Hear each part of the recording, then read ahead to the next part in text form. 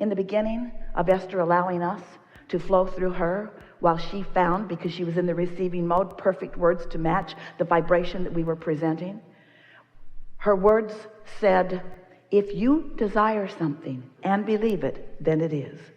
Because when desire and belief are in the same place, there is no resistance, and resistance is the only thing that prevents anything from happening, and happening right away. So you were born with this emotional guidance system that lets you know what you're doing vibrationally. It lets you know how in the receiving mode for the desires that your life has caused you to launch, you are or are not in any point in time. The better you feel, the more in alignment you are. The worse you feel, the more out of alignment you are. And there is a momentum about every thought that you think. Your thoughts matter a lot. What you think matters so much. Because what you think is always having a relational experience with what the source within you thinks about exactly the same thing.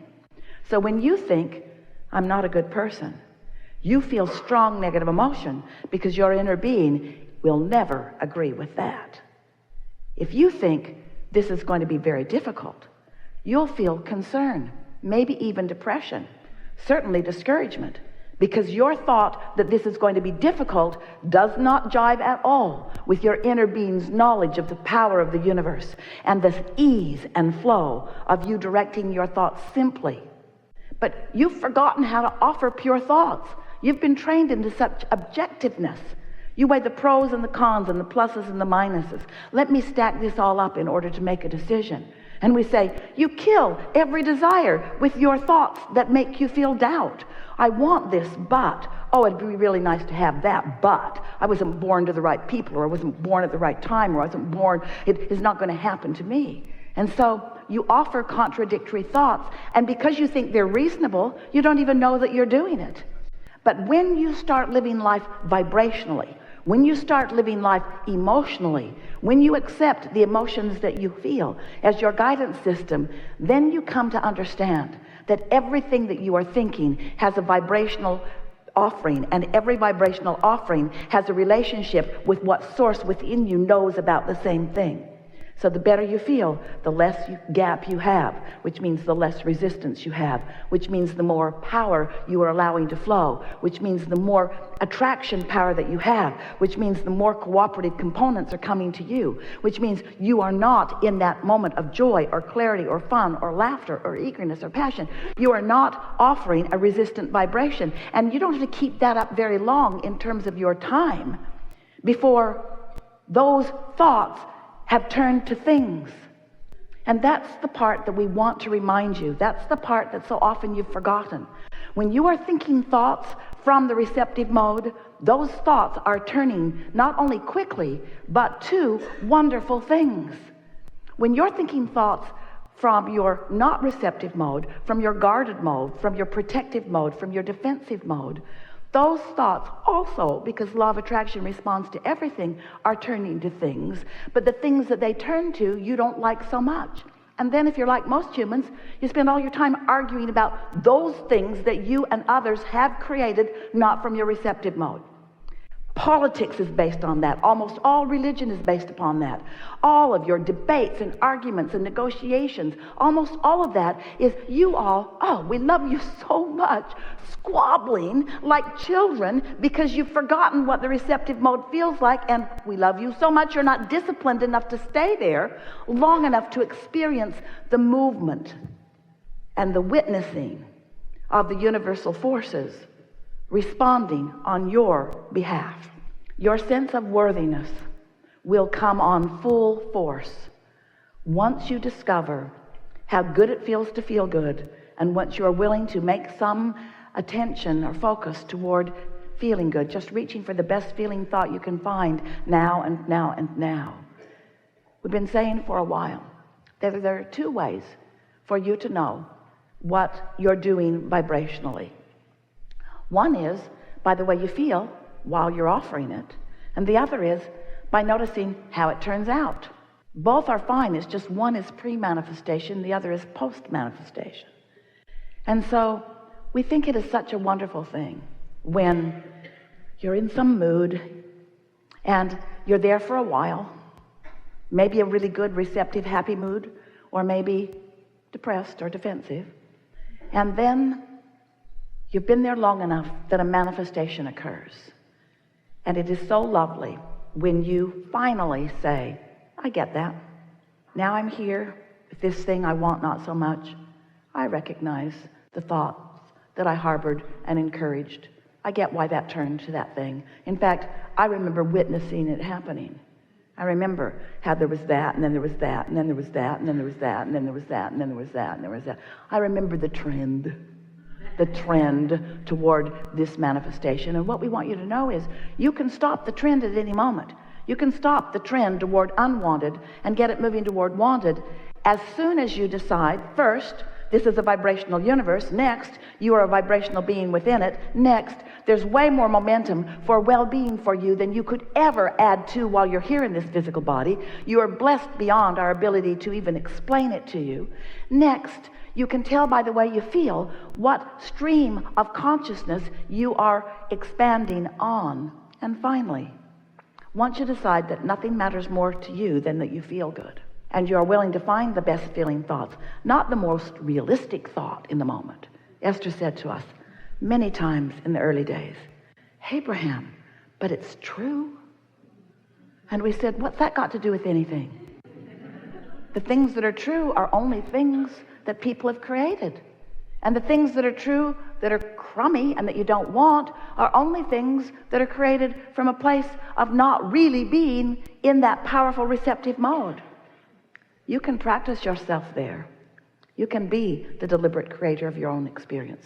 You can come to value every experience, no matter how good or not good it feels in the moment. You can discover the passion that Source feels about you. You can begin to feel the importance that is you. And once you think deliberately for a while, or better said, once you feel deliberately for a while, and once you become consciously aware and you are deliberately witnessing the manifestations that are unfolding as a result of the mood that you are deliberately accomplishing and encouraging, your sense of worthiness will skyrocket as you realize that there is nothing that you cannot be or do or have, that you are the creator of your own reality. And then, and only then, you'll get on with the reason you came. Didn't come to fix a broken world. It's not broken. And you didn't come to fix it anyway. You came to create your reality. And you knew that there were enough other cooperative components to inspire your desire and to encourage your desire and to harmonize with your desire. You knew that there was enough resource from all that had come before and from all that is present in this leading edge time-space reality for everyone to live happily, everyone to be the creator of their own experience. Because when you thrive, you deprive no one of anything, because the resource of your thriving is not taken from someone else. The resource of your thriving is your desire turning to things. That's why the economy expands the way it does. You're not trucking in oil or other resources from other planets. Your economy is as a result of the thriving to the degree that you as individuals and collective consciousness allow it. And you've got to notice that there are always those who thrive even in what you call not good economic times. And there are always those who suffer and don't thrive even in excellent economic times. You've got to accept that it's up to you, and it's up to you only in one way. You've got to hook in with the resource of thriving because it's there for you. And if you're not thriving, it's because your tuner's off just a little bit. And usually the reason your tuner's off is because you're looking at what is, not feeling what's coming. So you came, you were source energy, you came into this body, you sifted and sorted, you launched desires into this what we are calling vibrational reality.